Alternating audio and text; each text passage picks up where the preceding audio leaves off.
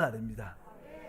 자, 어제는 우리가 하나님과 사람의 연합, 그것은 바로 하나님의 영과 우리 거듭난 영의 연합이다. 이를 위해서 우리 하나님도 바로 성육신, 십자가의 죽음과 부활을 통하셔서 생명 주는 영으로 준비되셨고, 우리 역시 거듭나고 또 거룩하게 되고, 그 다음에 새롭게 되고 변화되고 결국 우리는 영화롭게 될 겁니다. 이러한 우리의 이런 과정이 있죠. 우리의 영적인 그런 과정과 결국 이렇게 합해져서 서로 한 영이 되는. 그러면 오늘은 하나님의 영과 우리 거듭난 영의 한 영이 되는데 그 연합의 결과가 무엇인가? 하나님의 영과 우리의 영이 연합되는데 그 연합의 결과는 무엇일까? 오늘 거기에 대해서 말씀을 나누겠습니다. 실제로 이 땅에 기독교라는 우리 종교가 있습니다. 뭐 기독교 이렇게 말하죠. 보통 교회가 종교적인 의미를 색채를 많이 끼고 있지만 서양 사람들은 우리를 종교라고 말하지만 우리는 살아있는 교회인 줄 믿습니다.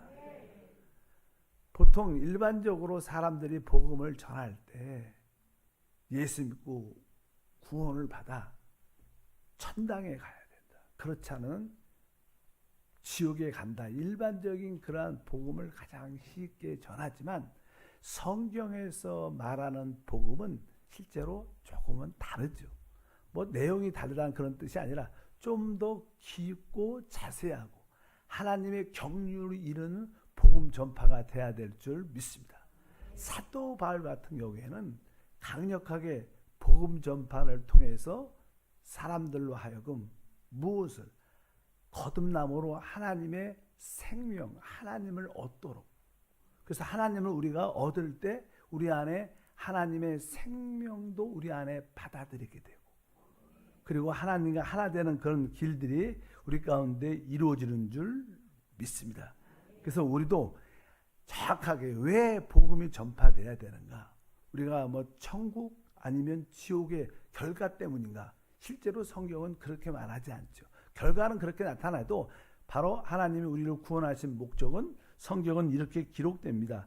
에베소서 4장 11절과 12절에 보면 그가 어떤 사람은 사도로, 어떤 사람은 선자로, 어떤 사람은 복음 전한 자로, 어떤 사람은 목사와 교사로 삼으셨으니 이는 성도를 온전하게 하여 봉사 일을 하게 하며 그리스도의 몸을 세우려 하심이라. 이 하나님께서 이제 은사 있는 사람들을 교회 안에 주시는데 여러 가지 사도, 선지자, 복음 전하는 자, 목사와 교사를 주신 목적이 무엇인가? 성도를 온전하게 하며 봉사일을 하게 하며 결국 마지막에 그리스도의 몸을 세우려 하십니다. 이 복음 전파의 목적은 하나님의 경륜인 그리스도의 몸을 세우는 겁니다. 목사가 왜 있는가? 왜 사도가 왜 있는가? 선지자가 왜 있는가? 복음을 전파하는 자가 왜 있는가? 그 결과는 무엇이에요? 그리스도의 몸을 세우기 위해서 하나님이 우리에게 그들을 주신 줄 믿습니다. 그렇다면 그리스도의 몸을 건축한다는 게 무슨 뜻일까? 그냥 보통 우리는 복음을 전해서 사람들을 이렇게 교회에 다 이렇게 모아놓으면, 그래서 같이 예배하면 이것이 그리스도의 몸을 세우는 것인가? 그런 뜻으로 성경은 말하지 않습니다. 그냥 구원받은 사람을 이렇게 무대기처럼 모아놓은 것을 그리스도의 몸이라고 말하지 않는다는 거예요. 이것은 바로 그리스도의 몸으로 그들이 어떻게 돼요? 건축돼야 될 줄 믿습니다. 그래서 하나님이 원하신 것은 이렇게 구원받은 사람들을 이렇게 돌처럼 쌓아놓는 것처럼 막 이렇게 모아두는 것이 아니라 그들로 가지고 하나님의 집을 짓는 것을 말합니다. 그래서 구원받는 사람들이 많이 모이는 것도 중요하지만 그들로 하여금 하나로 연결돼요. 그리스도의 몸이 지어지는 것이 되게 중요한 것을 분명히 알아야 됩니다. 그래서 여러분들은 내가 하나님을 믿고 봉사하는 것이 그리스도의 몸을 건축하는 것인가를 한번 확인해 볼 필요가 있는 줄 믿습니다. 사도 바울 같은 경우에 복음을 어떻게 전했을까? 사실 사도 바울의 복음 전파의 내용을 한번 읽어보면 바로 하나님의 구원을 그들에게 복음 전파를 통해서 전합니다. 그럴 때 그들은 하나님을 내적으로 실제로 얻게 돼요. 그리고 영안에 하나님의 생명을 갖게 되죠. 그 하나님의 생명은 그리스도입니다. 그래서 복음 전파를 통해서 하나님을 얻게 해야 돼요. 진짜 그들 내적으로 하나님을 얻고 하나님의 생명을 가지게 해요. 바로 하나님의 생명이신 그리스도를 그들이 내적으로 실제로 갖게 하는 것입니다. 그리고 나서 사도 바울은 그렇게 천당, 지옥 이런 얘기를 넘어서 바로 그리고 나서 사도 바울은 그들에게 이제 우리는 그리스도와 함께 십자가에 못 박혀 죽었다. 우리 옛사람은 끝났다. 그래서 우리는 당연하게 끝난 증거로 우리는 침례를 받아야 된다. 그래서 그 침례를 받게 하고 이제 침례를 받은 후에 우리는 우리 안에 있는 그 하나님의 그 생명이신 그리스도를 따라 살아야 된다. 그것이 바로 하나님의 생명을 따라 사는 것이다. 이렇게 사도 바울은 복음을 전했어요. 우리는 천국과 지옥을 이야기하지만 당연하죠. 그러나 우리는 좀 더 그리스도의 몸이 건축되게 해서 복음을 전파해서 그들을 어떻게 해요? 거듭나게 해야 돼요. 그리고 거듭난 후에 그들 안에 하나님의 생명 그리스도가 그들 안에 영접되고 그들 안에 있음을 깨닫게 해야 됩니다. 그뿐만 아니라 우리 옛사람은 그리스도와 함께 십자가에 못 박혀 끝난 자다. 그 증거로 우리는 확실하게 침례를 통해서 내가 죽은 것을 체험해야 되고 이제 우리 옛사람을 따라 살지 말고 우리는 이제 그 새 생명을 따라 사는 것이 우리의 신앙생활인 줄 믿습니다. 로마서 6장 4절에 그것을 설명합니다. 그러므로 우리가 그의 죽으심과 합하여 침례를 받음으로 그와 함께 장사되었나니 이는 아버지의 영광으로 말미암아 그리스도를 죽은 자 가운데 살리심과 같이 우리로 또한 새 생명 가운데 행하게 하려 하심이라. 우리의 옛사람은 끝났고 우리의 새 생명이신 그리스도가 우리 안에 오셨기 때문에 우리 안에 계신 그리스도를 우리는 살아야 되고 그 생명 안에서 모든 것을 행해야 됩니다. 이것이 바로 우리의 신앙생활이고 우리가 이렇게 새 생명 가운데 행하는 목적은 다른 것이 아니라 바로 그리스도의 몸으로 건축되기 위한 것인 줄 믿습니다. 사도 바울의 복음 전파는 계시했다는 것입니다. 인간의 생각이나 인간의 방법이나 인간의 지혜로 한 게 아니라 하나님의 계시를 따라 그는 복음을 전했고 그의 목적은 바로 그리스도의 몸을 건축하기 위한 것이다. 우리 역시 하나님의 계시에 따라 복음을 전하고 그리고 그리스도의 몸을 세우는데 깊은 관심을 갖고 우리가 주님을 섬겨야 될 것이다.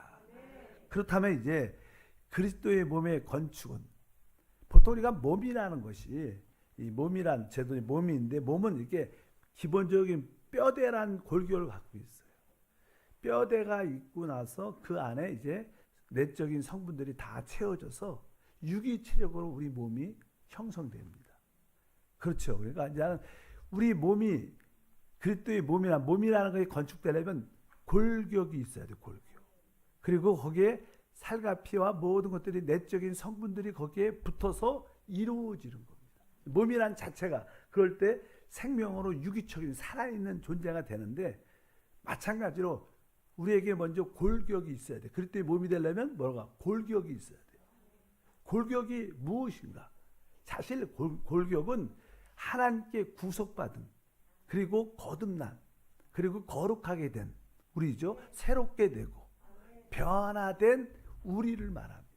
우리 구속받고 거듭나고 거룩하게 되고 새롭게 되고 변화된 우리 모두가 사실 하나의 골격 자체입니다. 바로 하나님은 바로 구속받고 거듭난 우리를 바로 그리스도의 몸의 골격으로 두시고 그 안에 또 내적인 성분이 있었는데 내적인 성분은 바로 삼일째 하나님이신 아버지 하나님, 아들 하나님, 성령 하나님이 우리의 내적인 성분이 될 때 바로 그리스도의 몸의 실제를 가질 수 있습니다. 이렇게 그냥 말로만 이렇게 표현할 수 있지만 여러분들이 영적인 그런 그림을 가져야 돼요. 이 몸의 자체를 보고 우리가 골격이구나. 그리고 우리의 골격을 싸고 내적인 성분은 바로 삼일째 하나님이신 아버지, 아들 하나님, 성령이시 우리의 내적인 성분이구나. 이것을 우리가 분명히 알아야 됩니다. 이 로마서 같은 경우에는 이제 복음 전파에 대한 말씀이 쭉 기록되어 있는데 처음에는 바로 우리가 하나님 안에서 이제 죄인에서 구속받고 우리가 의롭다함을 얻게 되죠. 우리가 의롭다함을 얻게 된 다음에 우리가 하나님의 지체가 되는 그런 이야기를 쭉 기록되어 있습니다. 그래서 우리가 그리스도 안에서 그냥 성령 안에서 살아야 되는데 결국 로마서 1장부터 9장 8장까지의 그런 내용이 쭉 기록되어 이제 비로소 12장에 되면 바로 그리스도의 몸에 대한 설명을 합니다. 그래서 우리 12장 4절과 5절에 보면 로마서에 보면 우리가 한 몸에 많은 지체를 가졌으나 모든 지체가 같은 기능을 가진 것이 아니니 이와 같이 우리 많은 사람이 그리스도 안에서 한 몸이 되어 서로 지체가 되었느니라. 로마서의 처음에 우리가 구속받고 의롭다 하고 또 하나님의 거룩하게 되는 그런 과정을 쭉 설명하면서 12장에는 결국 뭐예요? 그리스도의 몸에 대한 설명을 하는 거예요. 그러니까 하나님의 우리를 구원하신 목적은 그리스도의 몸의 지체가 되도록 한 거예요. 그래서 아까 말씀한 것처럼 바로 그리스도 몸의 골격은 바로 구속받고 거듭나고 변화된 우리를 말하고 그 내적인 성분은 바로 삼일째 하나님, 아버지 하나님, 아들 하나님, 성령 하나님 그 자체가 바로 우리의 내적인 성분일 때 몸의 기초적인 모습이 세워지는 줄 믿습니다. 그러면 이제 그 아버지는 모든 내적인 성분의 근원이 되시고 아들 하나님은 바로 내적인 성분의 모든 것 실제가 되고 바로 성령은 내적인 성분의 실제로 본질이 된다고 말씀을 드릴 수 있어요. 왜냐하면 성경에 나는 그런 내용들을 설명하기 위해서 성경에 기록이 됩니다. 에베소서 4장 4절과 6절 읽어보면 거기에 이제는 이 삼일째 하나님에 대한 그런 설명을 해요. 그리스도의 몸을 설명할 때 몸이 하나요. 성령도 한 분이시다. 그러니까 아까 그리스도의 몸을 설명할 때 이 몸은 여기에 보면 성령에 대한 아까 성령에 대한 이야기도 나와요. 성령도 한 분이시다. 아까 말했죠. 성령은 우리 내적 성분의 본질이시다 그랬어요. 그 뒤에 보면 또 이와 같이 너희가 부르심을 한 소망 안에서 부르심을 받았느니라. 주도 한 분이시요. 여기서 주가 누구십니까? 아들 하나님 예수님이시죠. 여기에 보면 우리 바로 내적 성분의 모든 것 실체가 되는 바로 아들 하나님 주님에 대한 이야기도 나와요. 뒤에 보면 주도 한 분이시고 믿음도 하나요, 침례도 하나요. 그 다음에 세 번째 모든 내적인 성분의 모든 근원 되시는 아버지 하나님. 여기 보니까 하나님도 한 분이시고 곧 만유의 아버지시라. 만유에 계시고 만유를 통일하시고 만유 가운데 계시도다. 여기에서 그리스도의 몸을 설명할 때 바로 성령도 나오고 주님도 나오고 하나님 아버지도 나와요. 거기 삼일째 하나님이 다 나옵니다. 이것은 뭐예요? 이 몸의 내적인 실제는 바로 삼일째 하나님이야. 그러니까 내가 우리 구속받은 사람들 외적인 골격이고 그 내적인 성분은 바로 아버지, 아들, 성령 하나님이시구나. 그래서 우리 안에 실제로 그분과 어떻게 유기체적으로 영적으로 실제로 영 안에서 연합돼 있어요. 우리 뼈와 이 살이 이렇게 서로 이렇게 연합돼 있잖아. 하나가 됐잖아. 생명으로 연결 붙어 있잖아. 살아 있고 그런 것처럼 우리와 구속받은 우리 모두와 그 삼일째 하나님과 실제로 이렇게 유기체적으로 생명으로 하나가 돼 있는 거예요. 하나님이 이것을 되게 기뻐하십니다. 그럴 때 그분의 자신을 나타낼 수 있고 그분의 자신을 표현할 수 있고 바로 그 몸을 통하여 이 우주와 이 땅을 다스리는 그런 역사가 우리 가운데 충만할 줄 믿습니다. 그래서 몸은 골격은 우리고 바로 아버지 하나님은 모든 것의 내적 성분의 근원이시고 아들 하나님은 그 자체시고 성분이시고 성령은 그 성분의 본질 영이시다. 이렇게 말씀을 드릴 수 있습니다. 만약에 우리가 구속받은 우리만 있다면 성분이 없는 거죠. 내적인 성분이 없으면 뭐예요? 그것을 해골이라 그래. 해골. 사람이 죽으면 살 같은 내적인 성분이 다 없고 뼈만 남잖아요. 그래서 우리가 해골이라고 말하는데, 그러니까 우리는 신앙생활할 때 우리 안에 그 하나님이 계신가, 하나님과 연결되면 확실히 느껴요. 그래야 진짜 주님이 원하시는 하나님의 경륜을 이룬 우리의 축복의 통로가 될 것을 확실히 믿습니다. 그렇다면 이제 그리스도의 몸에 대한 기본적인 골격과 내적인 성분은 알았어요. 골격은 우리고 내적인 성분은 우리 삼위일체 하나님이세요. 그러면 어떻게 이 그리스도의 몸이 지어지는가, 건축되는가? 사실 보통 우리가 이제는 건축하면 집을 말해요. 집은 어떻게 짓죠? 집을 짓는 것과 우리 몸이 그리스도의 몸이 세워진 것은 다릅니다.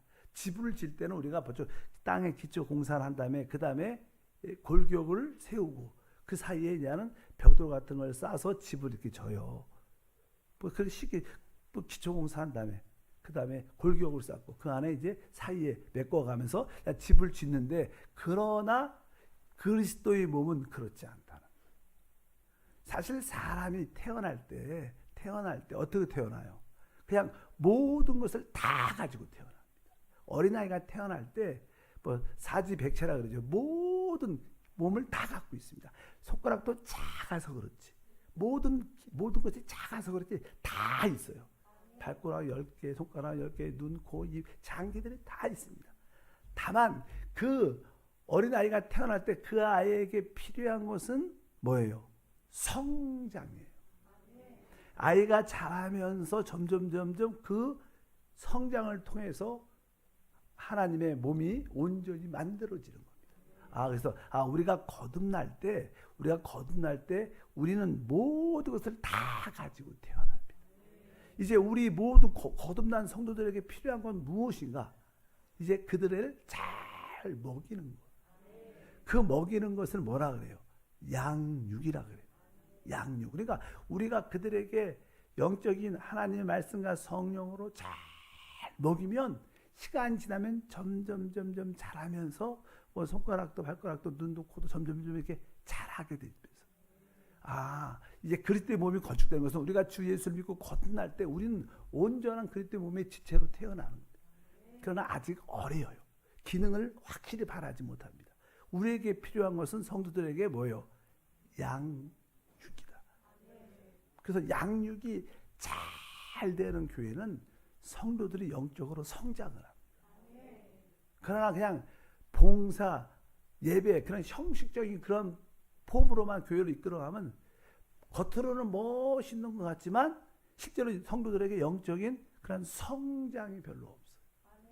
어쩌든지 그리스도의 몸이 세워지는 것은 바로 집을 짓는 거하고 다른 거구나. 바로 우리의 모든 몸은 태어날 때부터 갖고 거듭날 때 다 갖고 태어나구나. 이제 영적으로 잘 자랄 수 있도록 그리스도의 장성한 믿음의 분량까지 성장할 수 있도록 잘 먹이고 양육하는 게 필요하구나. 그래서 아주 좋은 교회는 어떤 교회예요? 양육이 잘 되는 교회죠. 그래서 옛날에 교회 보면 우리 조영기 목사님의 우리 순복음 교회는 성령의 역사를 강조합니다. 성령의 역사. 사실 성령을 공급하는 게 양육이죠.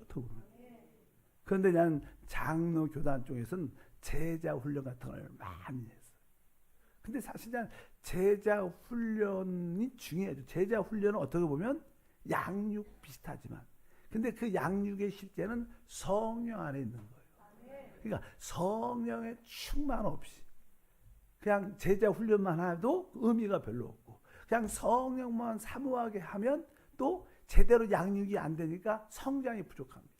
우리는 어쩌든지 성령이 충만해요. 성령이 공급되어 제자 훈련을 잘 받아야 하는데 이 두 가지의 토끼가 사실 양육 안에 있어야 돼요. 양육이라는 것은 우리 그들에게 하나님의 말씀과 성령을 끊임없이 끊임없이 먹이는 거예요. 끊임없이 먹이다 보면 우리가 아이들 계속 이렇게 엄마의 그 젖을 계속 먹이죠. 또 아니면 우유라고 그래요. 우유를 열심히 한 1년 이상을 먹여요. 그러면 아이가 조금 크면 이제 이유식도 하죠. 그러면서 점점 이렇게 성장을 시켜 나가는 거예요. 아이들이 뭐 이야기를 들어보니까 아이가 이제 한 우유를 먹죠. 우유를 먹어도 한 6개월 이상 되면 더 이상 많이 잘 안 먹는데요. 한 200리터 이상 먹으면 아이들이 이제 이유식을 해야 된다. 왜? 영양이 다 공급되지 않고. 그래서 이제 이유식을 하고 음식을 주죠. 그러면서 아이가 어떻게 점점 단단해지고 커지면서 어쩌든지 그리스도의 몸은 무엇을 통해서 세워져요? 양육을 통해서. 그래서 우리 교회도 이제 어쩌든지 교구에서 교육자 중심으로 또 지역장님 중심으로 지역 식구들이 또 기관과 부서에서 다 그런 양육 시스템이 잘 돼갖고 그리스도 몸을 세우는 봉사와 섬김이 우리 가운데 함께해야 될 줄 믿습니다. 따라하겠습니다. 그리스도의 몸의 건축은 양육을 통해서 지어진다. 그래서 우리는 복음을 먼저 어떻게 전파해야 되죠. 그래서 사람을 어떻게 거듭나게 해야 돼요. 거듭나야지 아이가 태어나는 거 아니에요? 뭐 거듭나지도 않았는데 뭘 먹일 수가 있어요. 그러니까 일단 우리는 사람을 만나고 대화해서 어쩐지 그 사람에게 거듭날 수 있도록 우리가 도와줘야 돼요. 이 거듭난 자들에게는 하나님의 말씀의 빛을 깨달을 수 있도록 빛을 얻을 수 있도록 또 도와줘야 됩니다. 우리의 모든 기본적인 성김의 시작은 양육이다. 그래서 여러분들의 부모님들은 어머니들은 자기 자녀들을 한번 육신적으로 양육을 잘해서 키웠잖아요. 그런 것처럼 영적으로 양육을 잘해야죠. 자녀를 내놓고 예를 들어서 자녀를 놔놓고 다른 사람한테 당신이 먹이세요. 이렇게 하면 되겠어요? 우리가 어떻게 했어요? 전도에서 우리가 구원시켰으면 양육을 누가 해야 돼요? 내가 해야지, 내가. 마찬가지로 여러분 자녀도 여러분들이 낳았으니까 여러분이 양육하지 않습니까? 그런 것처럼 영적으로도 양육해야 돼요. 그게 제일 좋죠. 좀 더 이제 아이가 크면 우리가 학교도 보내지 않습니까? 그런 것처럼 그냥 어릴 때 뿐만 아니라 영적으로 어릴 때 여러분들이 기본적인 양육을 해서 여러분들이 그들이 그리스도의 몸 안에 들어올 수 있도록 이끌어주는 줄 믿습니다. 양육의 실제는 그들에게 먹이는 거예요. 그들 안으로 받아들이게. 하나님 말씀과 성령을 먹고 끊임없이 받아들일 수 있도록 여러분들이 계속 공급하는 일을 하시길 바랍니다. 내일 계속하겠습니다. 하나님 아버지 감사합니다. 하나님의 영과 우리의 영의 연합이 있고 이 연합의 결과는 오늘 말씀처럼 그리스도의 몸이 세워지는 것입니다.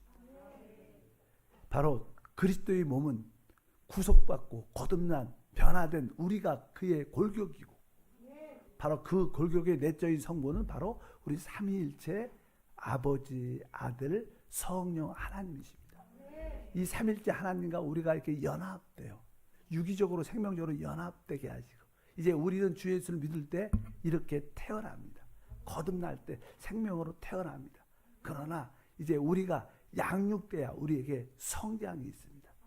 우리 모든 성도들을 잘 양육해서 그리스도의 장성과 믿음의 분량까지 성장시킬 수 있도록 은혜를 더하여 주옵소서. 주 예수 이름으로 기도함나이다. 아멘. 하늘에 계신 우리